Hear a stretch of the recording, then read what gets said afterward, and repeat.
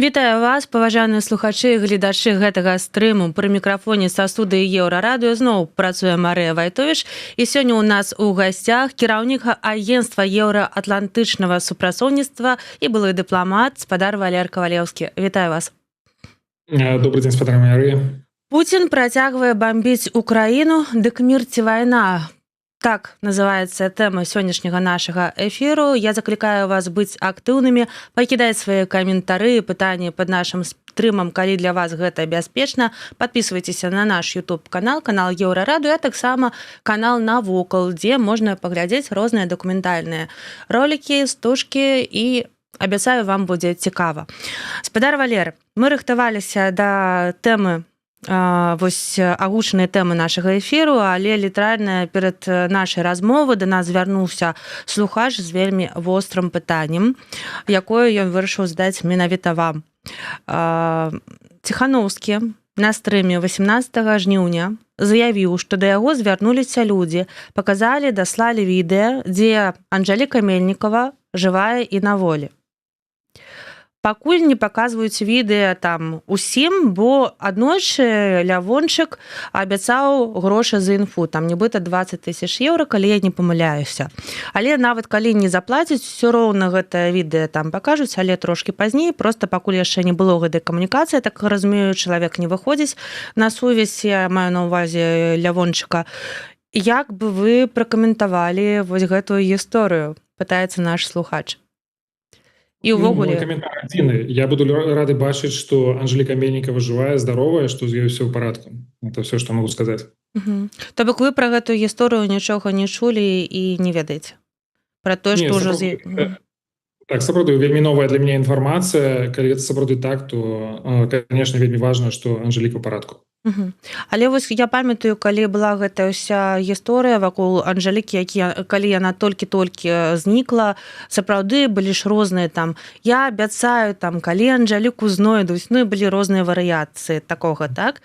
Вось, калі сапраўды Анжэліка Мельнікава знайшлася, павінен чалавек, які абяцаў за яе выплаціць 20 000 еўра, усё ж іх выплаціць, калі ён сказаў сваё слова? Так, безумоўна, канешне, гэта важная істотная інфармацыя, але у гэта таксама могуць быць свае нейкія дэталі, падрабязнасці умовы, кшталту недастаткова проста паказаць яе жывой. Важна яшчэ паказаць месца, дзе яна знаходзіцца, і то бок лакалізаваць яе пэўным чынам. Што датычыцца розных версій, то сапраўды тут было вельмі шмат нейкіх домыслаў, нейкіх інтэрпрэтацый таго, што адбываецца. Нават зусім нядаўна былі такія выказванні, што ўжо яна можа быць не жывая. Пры гэтым не прадстаўляецца ніякіх доказаў, ніякай новай інфармацыі, проста гэта як такая рэальная спекуляцыя ўжо на даволі сур'ёзнай тэме. Просто не можа быць нічога больш сур'ёзнага, чым жыццё і смерць.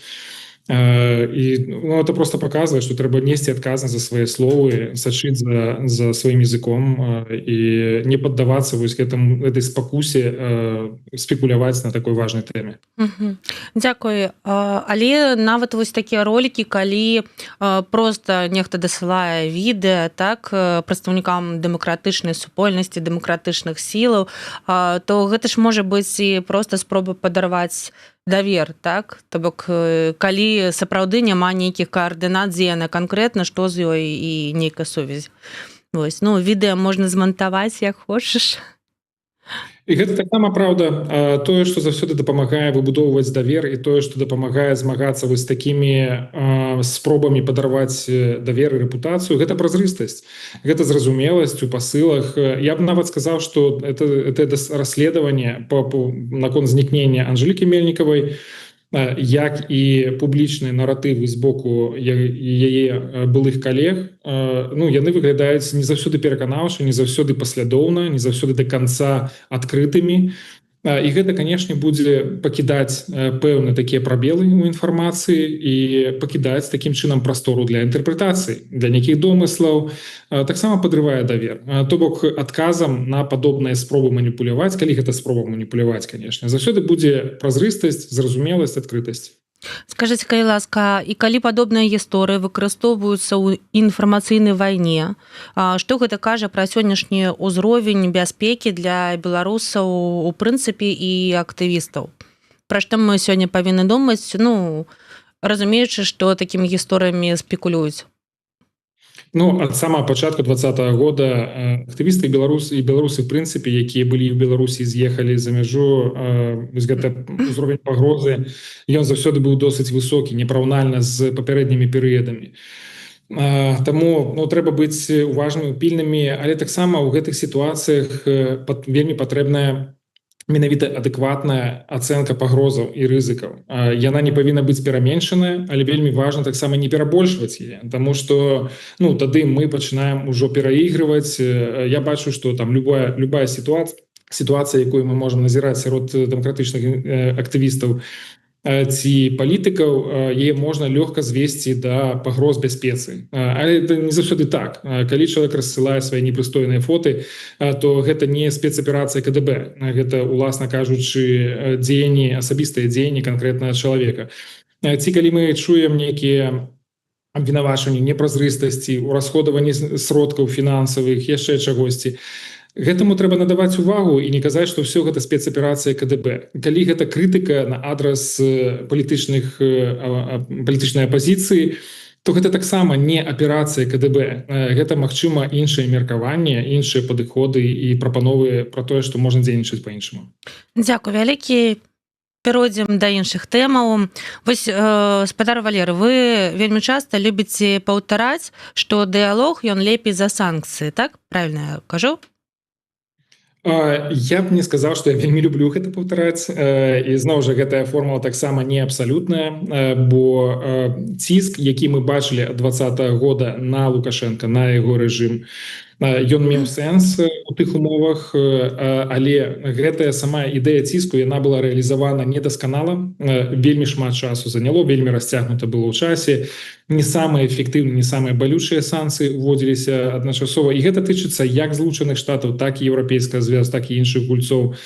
Але я б сказаў так, што на сённяшні дзень тыя санкцыі, якія былі ўведзены, яны больш не маюць значнага патэнцыялу ціску, то бок яны не могуць паўплываць на паводзіны Лукашэнкі, тым больш у сённяшніх умовах, у сённяшнім кантэксце, калі Лукашенко ўжо фактычна прабіў гэтую міжнародную ізаляцыю, цяпер ён на сувязі з Трампам, цяпер фактычна яму трэба проста развіваць далей, нічога не рабіць кепскага, нічога не рабіць залішняга для таго, каб працягваць свой поспех у адваяванні сваёй міжнароднай прасторы. І ў гэтых умовах мы павінны думаць пра тое, што мы можам зрабіць санкцыямі дзеля таго, каб яны ўжо сапраўды мелі нейкі станоўчы эфект, станоўчы пазітыўны для нас вынік. Сярод іншага гэта вызваленне людзей, спыненне рэпрэсій. Але тут таксама, скажам, не такая ўжо і прамежкавая мэта, больш важная для беларусаў, якія знаходзяцца ў краіне, гэта падтрыманне мабільнасці. На сённяшні дзень мы бачым, наколькі балюча гэта для нашых суграмадзян, якія засталіся ў Беларусі, якія падарожнічаюць з Беларусі ў Еўрапейскі звяз, наколькі складана для іх на кожным этапе, наколькі цяжка для іх атрымаць візу, перасекчы мяжу, выехаць, вярнуцца і гэтак далей. Сённяшнія дні асабліва паказальныя ў гэтым сэнсе. І гэта таксама вынік санкцый.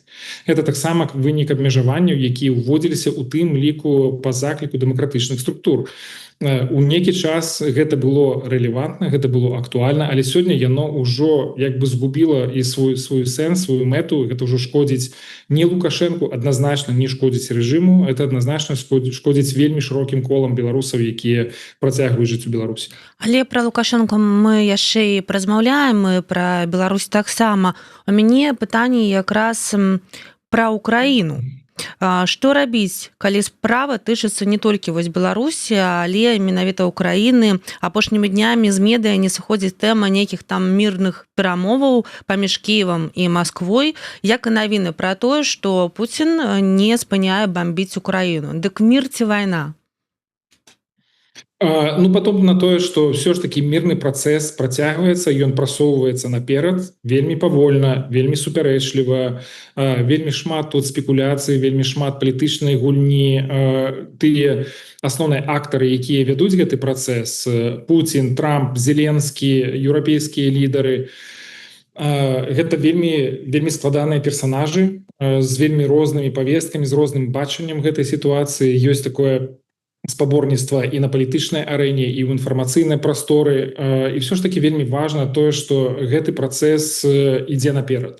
І іронія ў гэтым заключаецца тое, што менавіта Трамп, які не дыпламат, не прафесійны палітык, а бізнесовец, што ён узяўся за гэтую справу, што стыль у яго вельмі не класічны дыпламата, такого перамоўшчыка, які мы думаем заўсёды, што перамовы павінны весціся дзесьці там у закрытых памяшканнях, каб не нашкодзіць працэсу, каб даць бакам магчымасць захаваць свой твар, захаваць сваю рэпутацыю.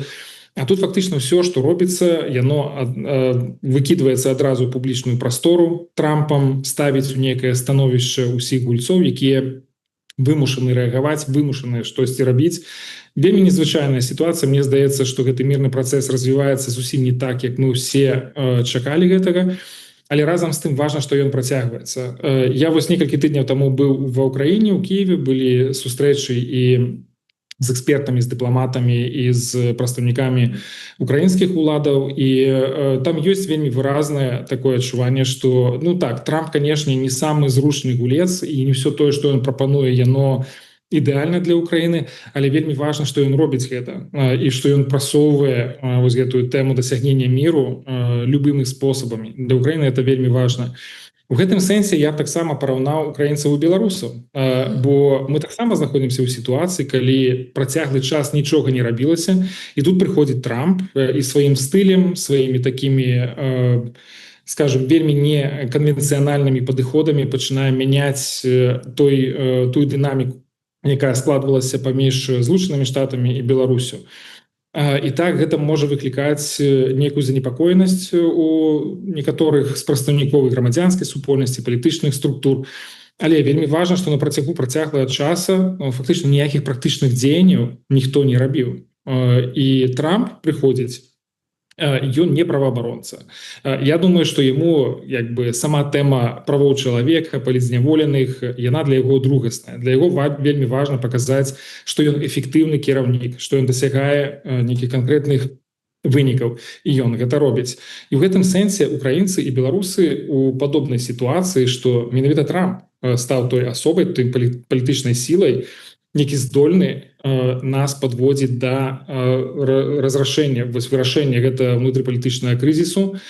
Будуць выходзіць людзі, будуць спыняцца рэпрэсіі. Магчыма, гэта паспрыяе таксама вырашэнню унутрыпалітычнага крызісу. Бо ніхто іншы, напрыклад, еўрапейскія краіны, еўрапейскі звяз, як супольнасць, фактычна да гэтага часу яны абмяжоўваюцца палітычнымі дэкларацыямі, сігналамі, камунікацыямі, але практычных крокаў для таго, каб дапамагаць вызваляць людзей, яны не робяць. У адных з апошніх інтэрв'ю вы сказалі, што Лукашенко паступова адваёўвае міжнародную прастору беларускіх дэмакратычных сіл. Можаце трохі пракаментаваць сваю думку? Менавіта кантакты са Злучанымі Штатамі, яны паказваюць, што цяпер Лукашенко наўпрост размаўляе не проста з Белым домам, ён размаўляе ўжо з самім прэзідэнтам Злучаных Штатаў. Гэта вельмі значнае дасягненне. Тут трэба безадносна таго, нам падабаецца ці не падабаецца Лукашенко, трэба адзначыць, што гэта выдатная праца дыпламаты, дасягнуць такого выніку вельмі непроста, асабліва з улікам таго, што Лукашенко яшчэ зусім нядаўна быў, я б сказаў так, ніжэй за нулевую адзнаку, з вельмі кепскімі картамі на руках, як чалавек, які выбудоўвае таталітарную сістэму, якім парушэнне правоў чалавека, не мае ўнутранай легітымнасці, суагрэсар у вайне і гэтак далей. І тым не менш, ось у гэтых умовах ён выходзіць на такі ўзровень. Гэта, канешне, яшчэ не канец гэтай гісторыі. Мы бачым, што ў цэлым пытанне міжнароднага прызнання гэта такая даволі гнуткая гісторыя, якая можа мяняцца. Часам суб'ектнасць вырастае, часам суб'ектнасць можа падаць у краін у залежнасці у тым ліку і ад асабістых адносінаў з лідарамі. Але ўсё ж такі Лукашенко в гэтым сэнсе размаўляе на сённяшні дзень з найбольш уплывовай палітычнай фігурай у свеце. І ўсё, што яму трэба зрабіць, гэта, скажем так, не нарабіць нейкіх вельмі сур'ёзных памылак, і далей у яго будзе гэты працэс развівацца куды больш гладка, чым да гэтага часу. То бок вы верыце ў светлую будучыню Лукашэнкі? Ну, не то, что я веру, я бачу, что есть реальные прыкметы того, что, ну, па-першае, ён стабілізаваў унутраную сітуацыю, это так, фінансавую, эканамічную, у палітычным сэнсе таксама ён здолеў утрымаць эліты вакол сябе. І тое, як прайшлі прэзідэнцкія выбары ў Беларусі ў гэтым студзені, яны паказалі, што Лукашенко зрабіў гэта абсалютна бездакорна, ніякіх праблем яму не стварылі, дэмакратычныя сілы фактычна нічога не змаглі прапанаваць, каб Лукашенко не спаў па начах. Усё прайшло вельмі лёгка і проста для яго. Прабачце, а як ён стабілізаваў фінансавую эканамічную сітуацыю ў краіне? У нас так стабілізавалася там усё добра? Ну, калі узгадаем, што было ў 2020 годзе, што было пасля 22, это былі яшчэ часы ковіда, таксама непростыя часы, што было пасля 22 года, ўсё ж такі ўводзіліся санкцыі, пачалася вайна, і гэтыя санкцыі пачалі ўводзіцца ўжо вельмі сістэматычна. Ну, то бок былі такія не то, што нават засцярогі, былі чаканні, што хутка беларуская эканоміка проста ляжа і будзе калапс. Аднак гэта не здарылася. Не здарылася гэта з расійскай эканомікай, не здарылася гэта з беларускай эканомікай. Так, яна не знаходзіцца ў аптымальным стане, але я не памятаю такіх часоў, калі б яна была працяглы час у аптымальным стане. Тым не менш, эканамічна, фінансава Беларусь, ну, скажем так, у досыць звычайным стане. Там справы не занадта добра, але не настолькі кепска, каб казаць пра тое, што набліжаецца нейкі крызіс, ці тым больш, што ён развіваецца зараз. То бок медыкаў хапае, настаўнікаў хапае, ва універсітэтах праблемаў таксама няма, студэнты учорашнія не з'язджаюць, усё окей. Не, я не кажу про внутрыпалітычны крызіс, я это про фінансавую ці эканамічную частку гэтага. Калі казаць про дэмаграфічную сітуацыю, про тое, што сапраўды не хапае спецыялістаў у розных галінах, это правда, такое ёсць, это прысутнічае. Не сказаць, каб краіна знаходзілася ў аптымальным стане, але калі параўноўваць гэта з тымі чаканнямі, якія ў нас былі ў 2020-2021 годзе, то, канешне, гэта зусім не тое. То бок все ж такі ўрад, беларускі ўрад здолеў эту сітуацыю стабілізаваць, узяць пад кантроль, так з дапамогай Расіі, з дапамогай іншых гульцоў і так за кошт суверэнітэта. Мы разумеем, што гэта таксама каштавала чагосьці. Лукашенко хацеў застацца ва ўладзе, утрымаць гэтую ўладу. Ён плаціў суверэнітэтам Беларусі дзеля таго, каб атрымаць нейкую фінансавую эканамічную падтрымку ад сваіх саюзнікаў. Ну, яму гэта, в прынцыпе, ўдалося. Дзякуй вялікі. Увогуле, давайте паразмаўляем, як вы рэагуеце на апошнія навіны, якія ёсць плюсы, якія ёсць, не ведаю, мінусы, да чаго гэта ўсё можа прывесці, гэтая вось гульня, не ведаю, з аднаго боку раптам вось гэтай прамовы з Трампам, так, тэлефонная размова з Трампам Лукашэнкі, так, напярэдадні вось гэтай сустрэчы на Алясцы, раптам Трамп вырашыў вось патэлефанаваць і сказаць дзякуй за тое, што Лукашенко ўжо даўно вызваліў тых палітвязняў, але менавіта цяпер ён гэта робіць. Пасля што учора там 20 жніўня Лукашенко сустракаецца з прэзідэнтам Ірана. Вось ужо праанансавалі сустрэчу з Кітаем, што Лукашенко паедзе ў Кітай, так? Як вы вось давайте па навінах? Да, вельмі розныя навіны, канешне, і рэакцыя таксама залежыць ад самой навіны. Калі быў званок Трампа Лукашэнку і вось гэта яго допіс у сацыяльных медыа, для мяне была такая, адразу рэакцыя была такая, што Сергей Ціхановскі дзякуе Трампу за вызваленне, а Трамп дзякуе Лукашэнку за вызваленне гэтых людзей. Што само па сабе стварае такі цікавую камбінацыю і што фактычна гаварылася адразу, што менавіта Лукашенко прымае рашэнне пра тое, хто вызваляе людзей. І так ёсць міжнародныя актары, якія нам дапамагаюць у гэтай справе, садзейнічаюць гэтаму працэсу, але мы павінны памятаць, хто ўсё ж такі трымае сітуацыю пад кантролем і прымае такія рашэнні. Калі я слухаю гэтыя навіны, я думаю пра тое, як гэта суадносіцца з маімі прыярытэтамі. Я назову іх сваімі асабістымі прыярытэтамі на сённяшні дзень, але тым не менш, гэта захаванне незалежнасці Беларусі і гэта вызваленне людзей з турмаў. І калі я бачу інфармацыю пра тое, што Трамп стэлефанаваўся з Лукашэнкам і яны абмяркоўвалі працяг вызвалення палітычных зняволеных, то я разглядаю гэта як выключную добрую навіну. То бок працэс перамоўны паміж ЗША і Мінскам працягваецца, значит мы можам чакаць, што ў нейкім будучым, спадзяюся, што гэта адбудзецца вельмі хутка, людзі пачнуць выходзіць з турмаў. Пры гэтым я разумею таксама, што мяч на сённяшні дзень знаходзіцца на баку Злучаных Штатаў. То бок званок Трампа гэта не той практычны крок, які чакае Лукашенко, і Валентин Рыбакоў у сваім інтэрв'ю пасля гэта выразна сказаў пра гэта, што гэта працэс двухбаковы, што яны чакаюць руху з боку Злучаных Штатаў. Я так думаю, што гэта менавіта маецца на ўвазе некае змякчэнне санкцый.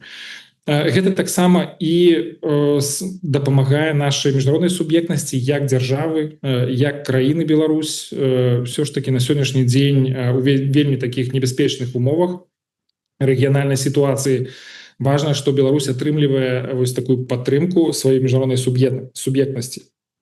Гэты званок Трампа ён аддзяляе Лукашэнку ад Пуціна як яго саюзніка. Так, ён, канешне, гэты званок яму найперш таму, што Лукашенко саюзнік Пуцін. І гэты званок быў прымеркаваны менавіта гэтым перамовам на Алясцы як падрыхтовачны такі крок.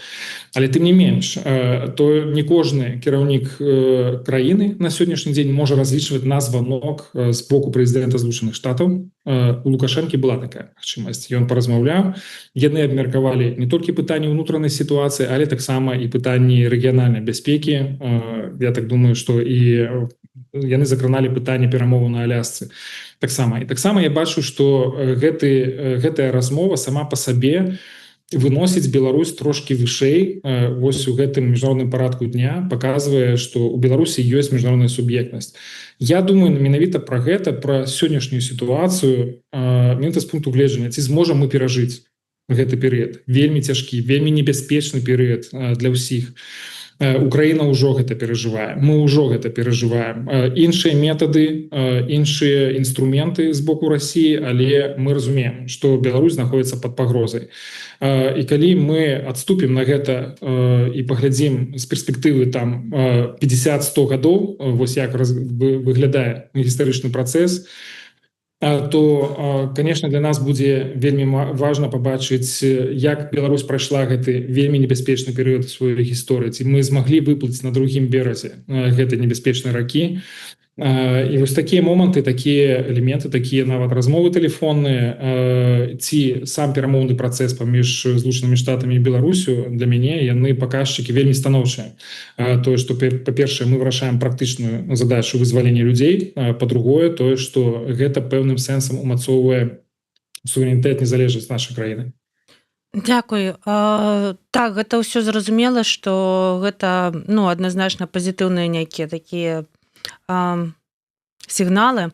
Вось, але ёсць пытанне яшчэ пра вось гэтыя сустрэчы то з лідарам Ірана, то там хуткая паездка ў Кітай, так, як гэта ўсё выглядае ў кантэксце вось паміж, як Лукашенко зараз сябе можа адчуваць, калі з аднаго боку ён можа паспрабаваць весці сваю ўжо лінію, і яму Злучаныя Штаты даюць на гэта магчымасць, так, скажем так, а тут побач Пуціна ўсё ж такі вось трэба і заставацца дыктатарам, і неяк вось лавіраваць паміж гэтымі захадам, усходам, як яму выкручвацца з гэтага ўсяго сёння, што ён робіць? Я б не хацеў тут быць дарадцам для Лукашэнкі, конечно, расказваць ему, як ему весці сваю знешнюю палітыку, але тое, што я бачу на сустрэчы з прэзідэнтам Ірана, это тое, што Лукашенко застаецца паслядоўным, што таксама важна для іншых саюзнікаў. Кітай, Іран, сам Іран, ці Расія, іншыя краіны. Ім таксама важна бачыць, што Лукашенко не перабуваецца на хаду, на ляту і не становіцца прозаходнім палітыкам, што, в прынцыпе, немагчыма, бо Лукашенко проста з іншага матэрыялу, для яго это ўсе каштоўнасці, дэмакратычныя прынцыпы, яны вельмі чужыя. Але, напрыклад, тое, што я пачуў і што для мяне было асабіста важна, што я чую як такую пэўны ківок на адрас заходніх краін, што ён сказаў: я падтрымліваю памкненне Ірана выбудоўваць мірную атамную праграму, менавіта мірную атамную праграму. Ён не казаў пра зброю, пра магчымасць абараняцца нейкім яшчэ чынам. У гэтым сэнсе ён абсалютна застаўся у поле міжнароднага права, якое забараняе распаўсюджанне ядзернай зброі. Хочаце будаваць атамныя электрастанцыі, будуйце іх, але ці вам патрэбны высокаўзбагачаны уран для гэтага? Наўрад ці. Для гэтага дастаткова зусім іншага ўзроўню узбагачэння. У гэтым сэнсе Лукашенко як бы кіўнуў і адным і другім. Ён прыняў прэзідэнта Ірана, яны абмеркавалі стратэгічную супрацоўніцтва, непрыманне санкцый, што зноў жа не новая тэма і ўсе пра гэта ведаюць, але разам з тым захаду ён прасігналізаваў, што ён на баку менавіта мірнага атама, а не таго, каб Іран атрымаў узбраенне.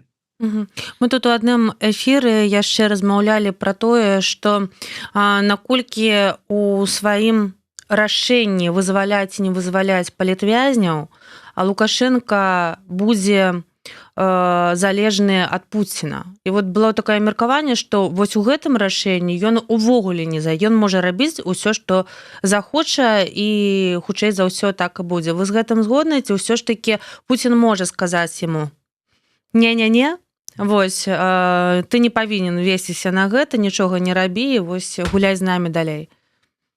Я думаю, што гэта залежыць ад кантэкста, ад таго, як гэтае рашэнне аб вызваленні абгрунтаванае, якія ў гэта прычыны называюцца. То бок да гэтага часу мы бачылі, што ўсе вызваленні праз памілаванні яны адбываліся па гуманітарных чынніках. І, в прынцыпе, гуманітарная тэматыка, яна становіцца такой вельмі зразумелай і зручнай для ўсіх бакоў. То бок гэта пра людзей. Мы нават бачым, паміж Расіяй і Украінай адбываюцца гуманітарныя абмены. Нават падчас баявых дзеянняў Украіна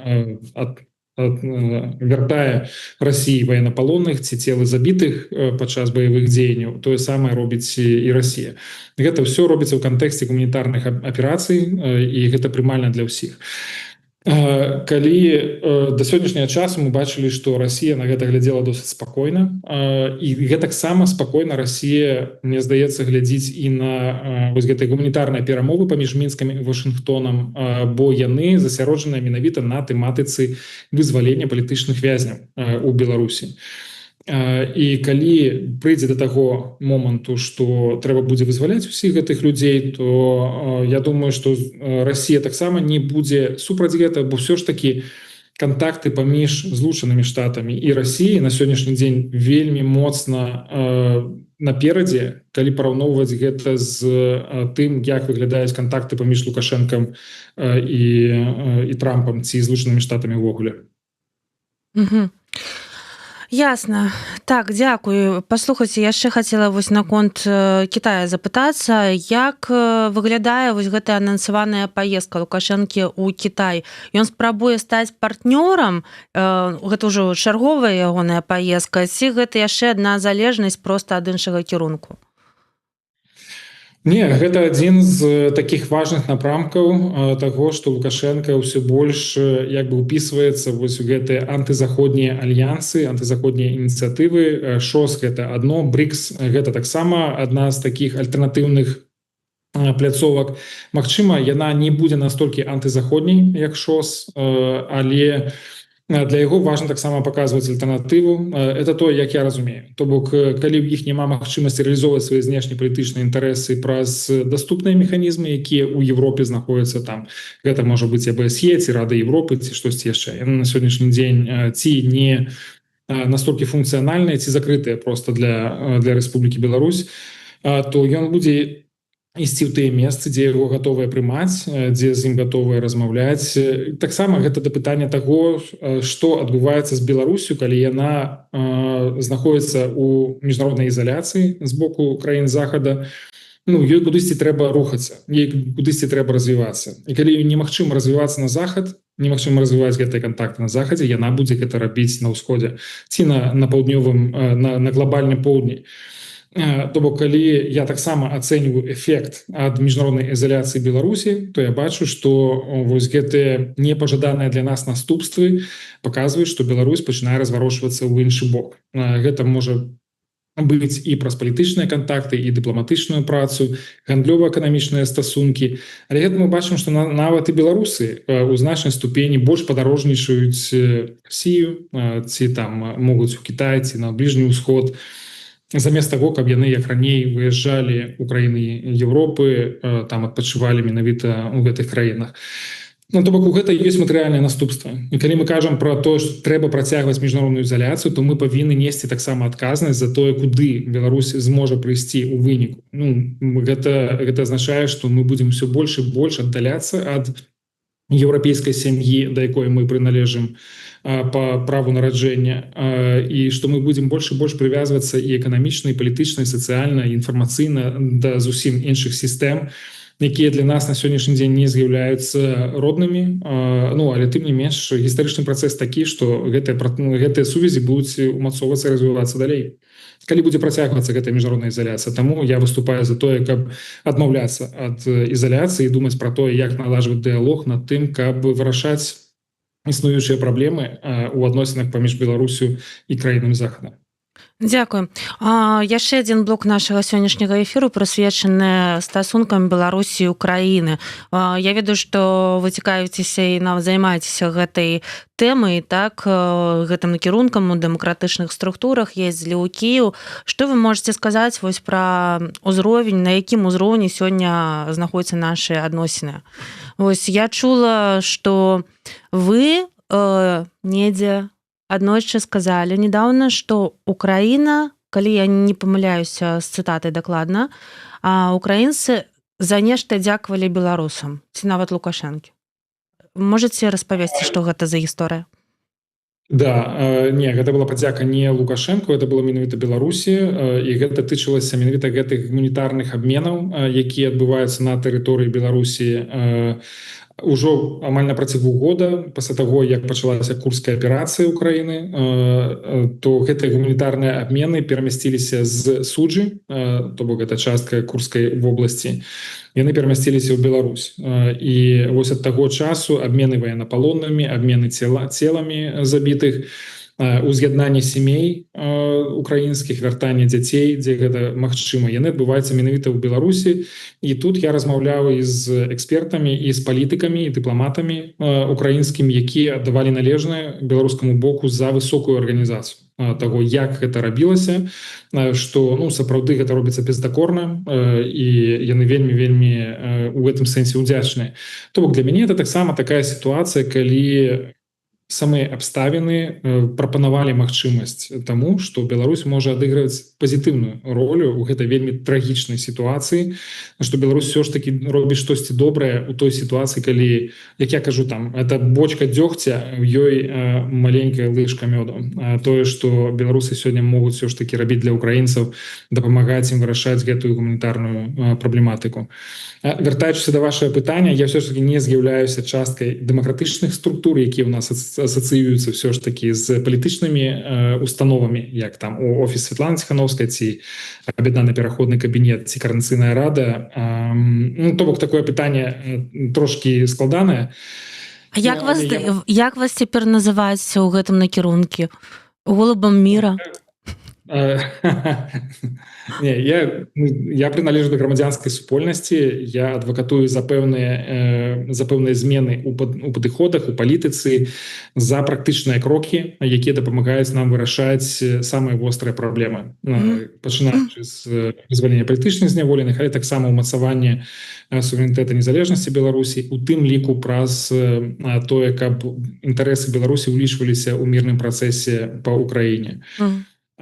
Да, так что, да, у меня была недавно поездка такая вельмі важная у Киев, вельмі доўгачаканая, але дадам таксама, что у меня адбываецца пастаянная кансультацыі з украінскімі дыпламатамі ў розных сталіцах, у міжнародных арганізацыях, з дыпламатамі, якія працуюць на двухбаковым узроўні з рознымі краінамі. То бок інфармацыйны абмен прысутнічае, таксама я інфармую пра тое, чым займаюся я, чым займаецца наша кааліцыя за вызваленне палітычных зняволеных, дзе я працую разам з Ольгай Гарбуновай і Тацянай Хоміч. Это вся інфармацыя для іх вельмі карысная. Ім важна ведаць, што адбываецца ў дэмакратычным руху, што адбываецца ў самой краіне і якім чынам нам атрымліваецца працаваць з замежнымі партнёрамі. Гэта інфармацыя, якая паступае, там такі ўзаемны абмен, які адбываецца на розных узроўнях. Тут вельмі шмат такіх каналаў камунікацыі ўзаемных, але вось адзін з такіх каналаў гэта тая праца, якую вядзем мы. Зразумела, але ёсць яшчэ нейкія навіны, можа нешта новае, хоць што можна пачуць вось пасля гэтай сустрэчы? Тут якраз таки для мяне было важна захоўваць такі больш канфідэнцыйны характар гэтых сустрэч. Магу сказаць тое, што абмяркоўвалася, вельмі важна было зразумець, які досвед Украіны ў вядзенні гэтых гуманітарных аперацый, бо яны дасягнулі вельмі шмат у вельмі складаных умовах. Все ж таки мы кажам пра тое, што ваюючыя бакі Расіі і Украіна абменьваюцца ваеннапалоннымі, адбываюцца вось гэтыя гуманітарныя аперацыі. Гэта важны досвед, і вельмі важна разумець, як у іх атрымалася гэта наладжваць. Было таксама важна праінфармаваць Украіну і падцягнуць іх на свой бок разумення сітуацыі ў нашай краіне і ў адносінах з краінамі захаду, што вось гэтая канфрантацыя, якая ўтварылася за 5 гадоў, што яна шкодзіць насамрэч ужо самой нашай краіне, не рэжыму, не Лукашенка. Чаму гэта важна для Украіны можа быць? Таму што яны зараз імкнуцца да дасягнення справядлівага і ўстойлівага міру. І вось гэтыя два кампаненты, яны даволі складаныя, але гэта аснова ўсяго этого працэса. Калі казаць пра справядлівы мір, то, конечно, вельмі складана сёння казаць, што гэты мір будзе справядлівы, калі Украіна павінна згубіць пэўныя тэрыторыі, саступіць іх, нават не юрыдычна, а фактычна. Але калі казаць пра ўстойлівы мір для Украіны, то абсолютна немагчыма яго ўявіць, калі мы дапускаем, што Беларусь па-ранейшаму знаходіцца пад кантролем Расіі, якая зможа выкарыстоўваць нашу краіну супраць нашых суседзяў, у тым ліку самой Украіны. Таму для іх таксама важная тэма таго, а што будзе далей? Мы падпісваем гэтае мірнае пагадненне, і мы будзем заўсёды стаяць і глядзець на поўнач і чакаць, што адтуль можа прыйсці новая пагроза, новая агрэсія. Таму для іх важна таксама разумець, а што будзе далей, якія будуць крокі і што мы сёння можам зрабіць дзеля таго, каб, скажем так, развернуць Беларусь у бок нейтральнасці, каб все ж таки вернуць нават той самы стан, які быў до 22-го года. Вы верыце, што гэта можа быць? Што можна вярнуцца ў той статус? Я абсолютна веру ў гэта. І гэтаксама як Лукашенко змог адмовіцца ад нейтральнасці вось падчас гэтага рэферэндума ў 22-м годзе, то бок такім самым чынам мы можам яе вярнуць. На сённяшні дзень, магчыма, гэта аптымальная канструкцыя для Беларусі была, але усе гэтыя працэсы, яны не з'яўляюцца лінейнымі. Яны могуць вяртацца, яны могуць атрымліваць больш падтрымкі, менш падтрымкі. Нават сама тэма нейтральнасці Беларусі, гэта ў 1990 годзе была прынятая дэкларацыя аб суверэнітэце і дзяржаўным суверэнітэце Беларусі, дзе замацоўваліся і нейтральнасць Беларусі, і без'ядерны статус Беларусі, якія такім чынам пратрымаліся 32 гады, дзе існаваў заўсёды грамадскі кансэнсус і экспертны кансэнсус пра тое, што для нас гэта аптымальны варыянт. Яны, гэтыя нормы былі адменены ў новай канстытуцыі, але тым не менш мы можам сказаць на аснове таго досведу, які быў атрыманы за апошнія гады, што ўсё ж таки нам трэба вяртацца менавіта да тых установак. І зноў жа, нейтралітэт не абавязкова павінен быць замацаваны ў канстытуцыі, ён можа выконвацца дэ-факта у практычнымі метадамі, не ўдзелу ў такіх канфліктах, не падтрымка той самай Расіі і гэтак далей, не быць пагрозай для нашых суседзяў. Спадар Валерый, яшчэ хацела запытацца, а як вы адрэагавалі на тое, што Дональд Трамп сказаў Владзіміру Зеленскаму, што Злучаныя Штаты не бачаць Украіну ў НАТО? Я думаю, што гэтае пытанне яшчэ абсолютна не вырашанае. Сапраўды, у Злучаных Штатаў вельмі моцны голас у прыняцці гэтае рашэння. І сапраўды гэта адпавядае больш пазіцыі Расіі пра тое, што Украіна не можа далучыцца да паўночна-атлантычнага альянсу. Аб'ектыўна і з фактычнага пункту гледжання сённяшняга дня Украіна знаходзіцца ў стане вайны, яна ў вельмі складанай сітуацыі, ёй трэба завершыць гэтую вайну. Калі тое, што будзе зроблена, будзе адпавядаць маім нейкім чаканням, гэта найхутчэй мірная дамова, якая дапускае, што Расія акупуе частку тэрыторыі Украіны, а пры гэтым Украіна не прызнае гэта. То бок это патэнцыйна такая канфліктная сітуацыя, што Украіна будзе акупаваць частку тэрыторыі Украіны, Расія будзе лічыць гэта сваім, а Украіна будзе лічыць гэта сваім. У гэтых умовах наколькі НАТО захацелася браць сабе на баланс патэнцыйную вайну, якая можа адбыцца паміж Украінай і Расіяй. Я думаю, это таксама пытанне часу, калі толькі не зменіцца кіраўніцтва ў Расіі, якое прызнае пэўныя памылкі і адкруціць гэтую сітуацыю. Але з пункту гледжання военно-палітычнага, стратэгічнага для НАТО на сённяшні дзень Украіна гэта даволі такі непросты быў бы чалец у сваіх шэрагах, з вельмі праблематычным портфелем таких міжнародных праблем. Таму я абсолютно не выключаю, што не толькі Злучаныя Штаты, а іншыя краіны паглядаюць на гэта з засцярогай, разумеючы, што гэта не проста прыняць там умоўную Славакію ці Угоршчыну ці нават краіны Балтыі у свае шэрагі. Это Украіна, у якой ужо ёсць на сённяшні дзень вельмі праблемная сітуацыя. Дзякуй вялікі. Калі раптам усё ж такі пачнуцца нейкія там мірныя перамовы паміж Кіевам і Масквой, што павінна зрабіць дэмакратычная Беларусь, каб яе голас, каб наш голас быў чутны, так, а увогуле яго не абышлі бокам? І ці павінна Беларусь прысутнічаць на гэтых перамовах хоць у якой-небудзь ролі? Сапраўды, гэты новы кантэкст адносінаў паміж Лукашэнкам і Трампам, ён, скажем так, падымае трохі, павялічвае верагоднасць таго, што Беларусь можа адыгрываць пэўную ролю ў мірным працэсе. І так яшчэ год таму было абсолютна неверагодным уявіць сабе, што Мінск можа прыняць гэтыя мірныя перамовы. Але сёння гэта, скажем так, перспектыва выглядае трошкі больш выразна. Я думаю, што для Беларусі гэта было б насамрэч аптымальным варыянтам, бо гэта ўсё ж такі дазволіла б Беларусі умацаваць сваю міжнародна-правовую суб'ектнасць.